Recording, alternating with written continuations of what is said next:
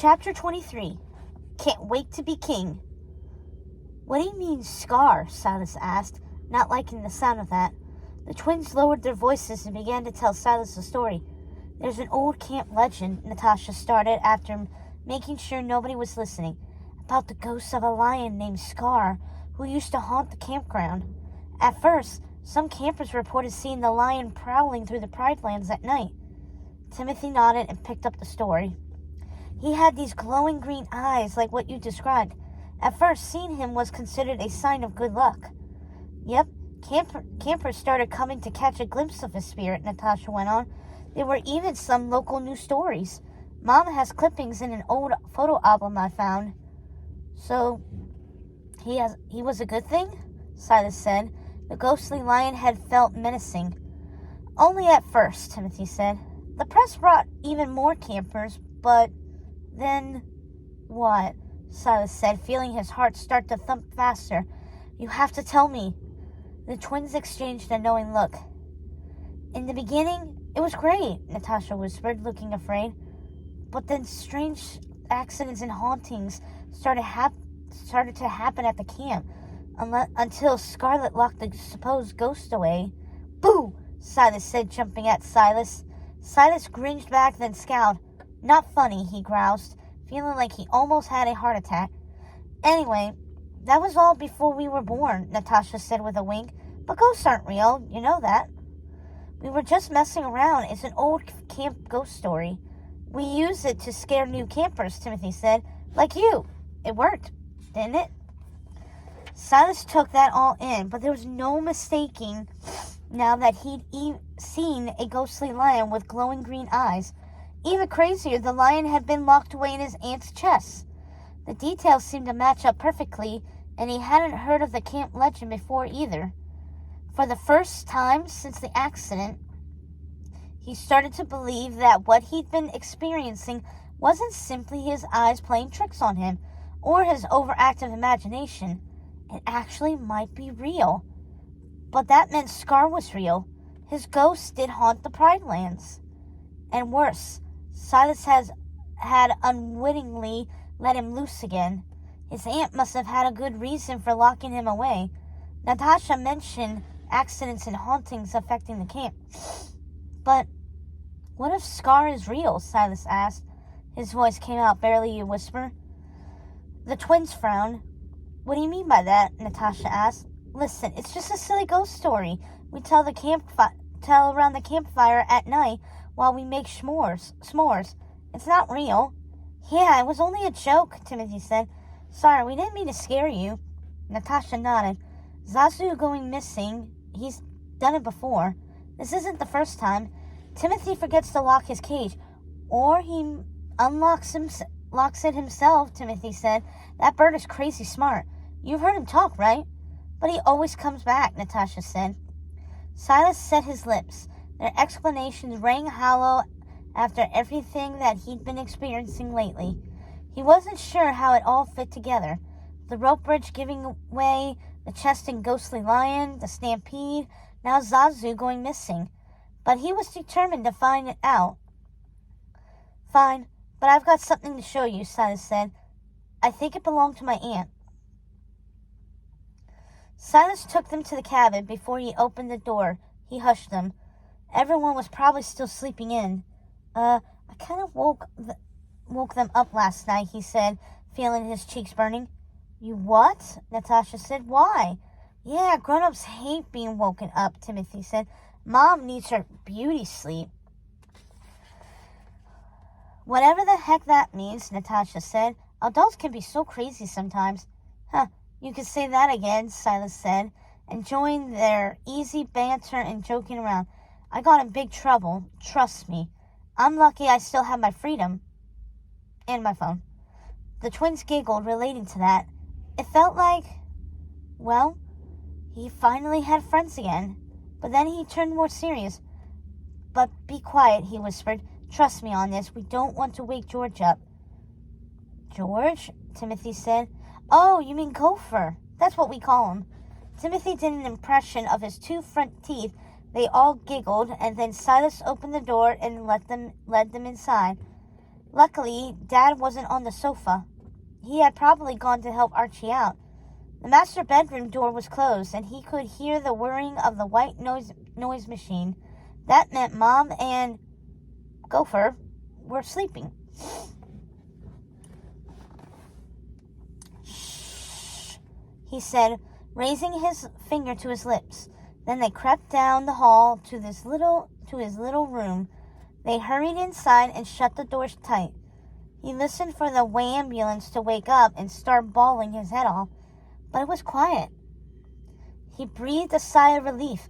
Only then did he feel comfortable talking in a normal voice. He gestured toward the closet door. "It's over here," he said. "A closet?" Timothy said. "Like, we've seen that before. What's so important about a closet?" "Dummy, he means what's inside the closet," Natasha said. "Sometimes you're so literal." "Hey, don't call me that," Timothy said. "I am not literal," whatever that means. Natasha rolled her eyes at him. "Next birthday, I'm getting you a dictionary."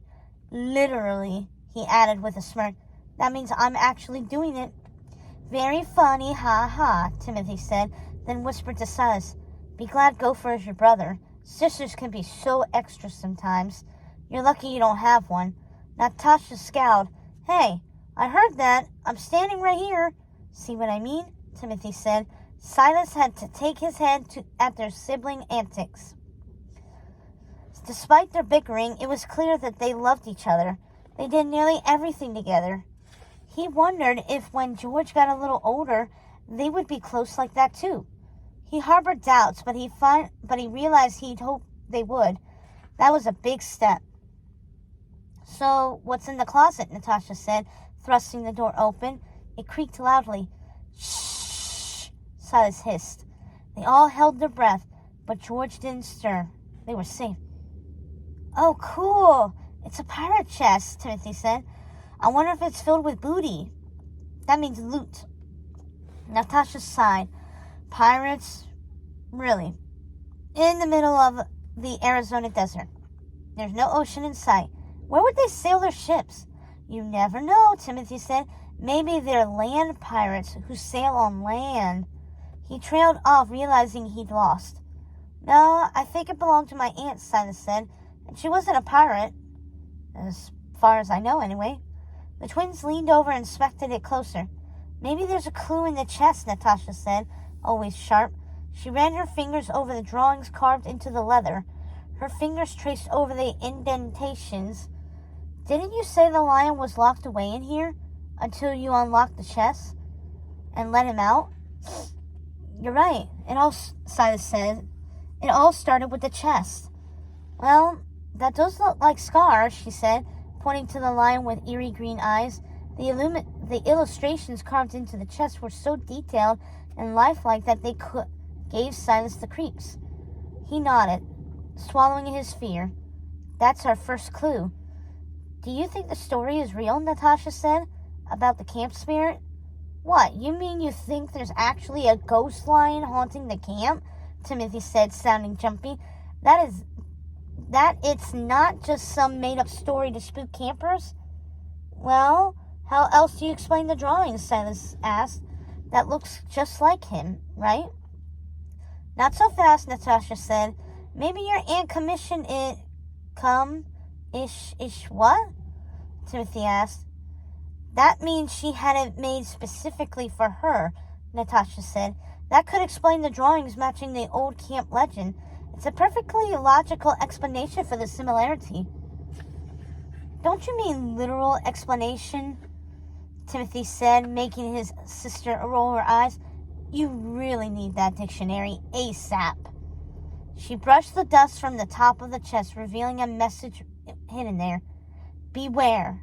Keep out. Do not open." They all jumped back. Silas felt his heart lurch. The message looked like it had been carved there with a knife. The letters were jagged, clearly by a different hand than the elegant illustrations. You opened a secret locked chest with that warning?" Natasha said with a gulp. "Duh, I didn't see it," Silas said. "Or trust me, I'd have left it alone." Major bummer. Too late for that, Timothy said. Cat's out of the bag. Or rather, lion. The twins laughed, but it sounded strained. Fear had clearly seized hold of them, too. The legend had power, it seemed, and so did this mysterious chest. Ready? Silas said, and they nodded. Open sesame, he said for dramatic effect. Then he sprang the lid open. It smelled dusty and dank. The fumes leaked out and hit them full force. Ever since he'd first opened it with the staff, it came undone easily. He realized that the staff must have broken whatever protection spells his aunt had put on it. Ugh, yuck, Timothy said in disgust. Reminds me of when that squirrel crawled into our vents and, well, may he rest in peace. Yeah, something died in there, Natasha said. You can say that again, Timothy agreed, pinching his nose shut and waving his hands in front of his face to ward away the stale odor. Look, more drawings, he said once he recovered. He pointed to one inside the chest. It showed Scar kneeling before a throne where another regal-looking lion sat, holding a newborn cub to his chest. All hail the prince, the inscription underneath read. Natasha reached inside, finding the musty old lion pelt. Dust billowed off it as she removed it from the chest. She held it up in her hands, but it remained just as lifeless as before. No ghost sprang out. Nothing weird happened. It was a bit disappointing. So do you believe me? Silas said, fearing the worst. Natasha put the lion pelt away, then bit her lip. Whatever was locked up in here, whatever spirit you accidentally released the other night, it's long gone. Silas nodded. You're right. He escaped through my window, but then he came back for this, he said, holding up the staff. He claims it should belong to him.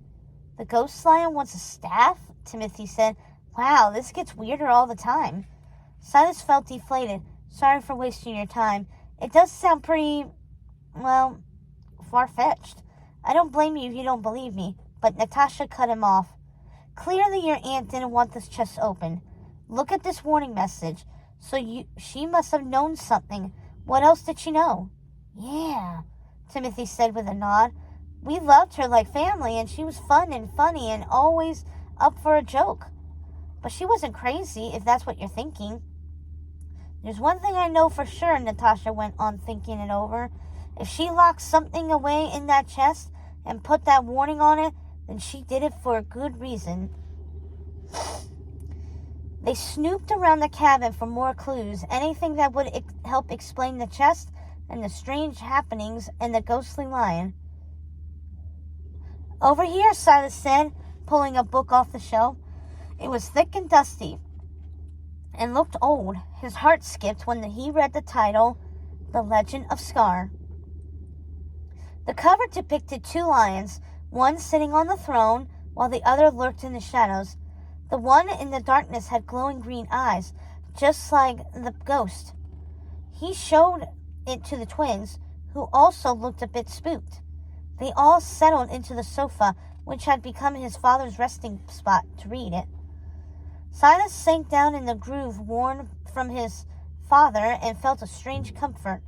The sofa was beat up and old, like everything in the cabin, and had faded from white to an off-beige color. It reminded him of their couch in Orlando. It even had some stains. But it was comfy and welcoming in a way that newer things couldn't replicate. Hungrily, Silas tore through the book aloud while the twins read along. This book was exactly the kind he most loved, only this one scared him in a deep way. It told the story of two lions, King Mufasa and his younger brother Scar, who was next in line for the throne. However, when Mufasa had a son named Simba, the new prince of the Pride Lands, he replaced Scar as the one to inherit the throne. Scar was quite upset with this terrible nuisance. That averted his plans to become the king. He was conniving and smart, so he orchestrated a wild wildebeest stampede and tempted the young prince into its path, where he found himself in great danger and cried out for help. His father, the great king of the Pride Lands, came to rescue his son. But Mufasa fell over a cliff, barely hanging onto the edge with his front claws. The last image showed Scar stalking over to his brother, as if to save him. Scar leered at his brother. "Long live the king," he said with a sneer. Then he scratched off Mufasa's paws, causing him to lose his grip and fall. To his death, Silas read in the barest whisper, his voice choked by fear, and also recognition. After that day, Simba ran away in shame, he read on, thinking it was all his fault, leaving Scar to inherit the throne just as he had planned. Silas looked up in shock. The twins met his gaze. He could tell they were all thinking the same thing. He tapped the book. "Doesn't that sound familiar?" Silas said, pointing to the picture of Mufasa falling. "Whoa, that's like what happened to your dad," Timothy said, studying the drawing. "That's an awfully big coincidence," Natasha added. They both sounded unconvinced. "But what if it isn't a coincidence?" Silas said, feeling fear running rampant through his body like a virus, infecting every part of him. "What are you saying?" Natasha said. Silence hung over the cabin, crushing them with its heavy weight. The sun was arcing down toward evening, overcovering their camp in dark shadows, which seemed so much more menacing now. Finally, Silas forced the words out. "Do you think someone tampered with the bridge to cause it to break?"